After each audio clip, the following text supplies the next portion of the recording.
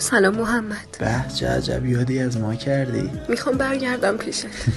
چرا؟ داداشیات دیگه تحویلت نمیگیرن؟ یارو مایه داره چی؟ اون که میخواسته، به خاطر اون منو ول کردی. ببین هر آدمی اشتباه میکنه، منم اشتباه کردم، تو رو ترک کردم. نه دیگه بحث و منطقیش نکن. اون روزایی که من داشتم واسه جونمو میدادم، واسه دوست داشتن له له میزدم، همون روزایی که همه رو به خاطرت پس زدم کدوم گوری بودی؟ الان که همه پست زدم فیلت یاد اندستون کرده. ولی تو عاشقمی، منو میبخشی نه؟ قرار نیست کسی که عاشق خر باشه، هستا ولی زیاد نه. یادم یه روز یه مورچه دیدم عاشق توپالچایی شده بود، هی دورش میچرخید، کلی بهش خندیدم، یاد خودم افتادم چقدر شبیه من بود.